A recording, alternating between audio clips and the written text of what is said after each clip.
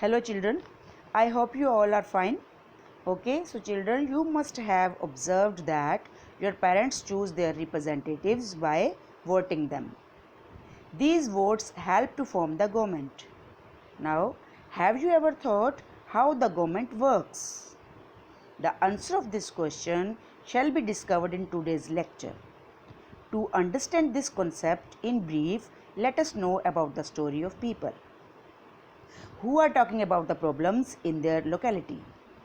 The main problem which they are discussing, that is the shortage of clean drinking water. Also, people at the district headquarters Patalpuram get water supply once in 3 days.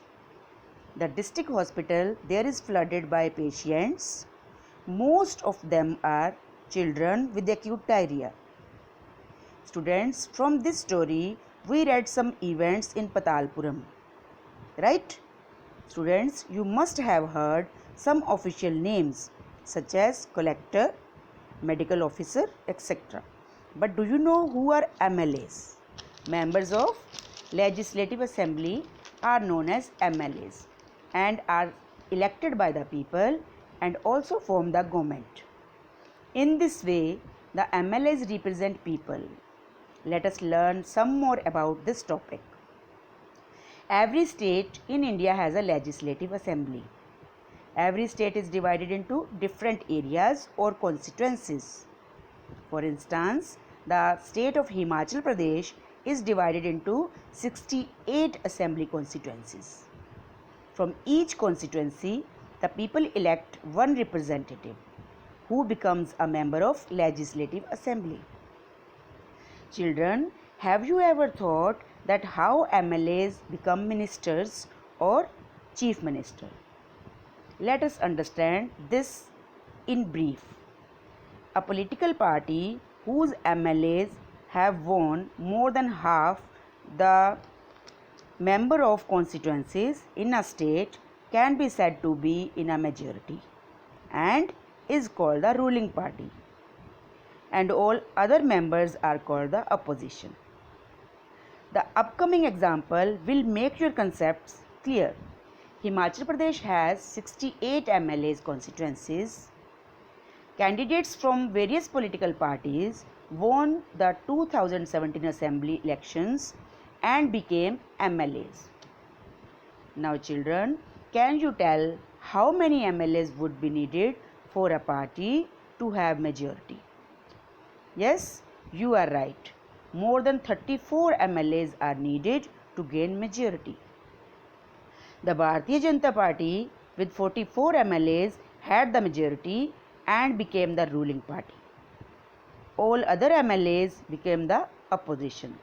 Now children, in the case, Indian National Congress was the major opposition party as it had the largest number of MLAs after BJP. Also, other opposition were there as independent candidates. Now children, once the elections are done, the MLAs belonging to the ruling party will elect their leader, who will become the chief minister. In the previous case, Shri Jairam Thakur was chosen.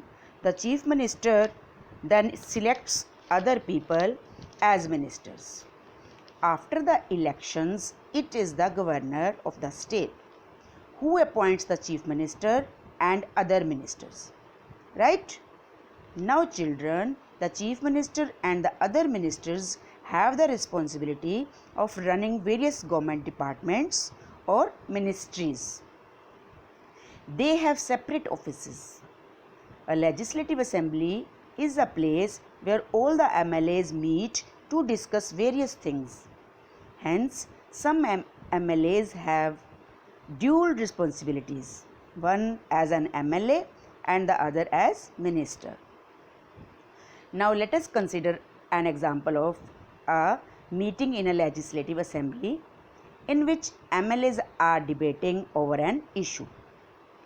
MLA 1 complains that in his constituency the condition is getting worse due to diarrhea, and he is criticizing the government for not taking the necessary measure for the same. MLA 2 is emphasizing the need for more doctors and asking to know about plans of government.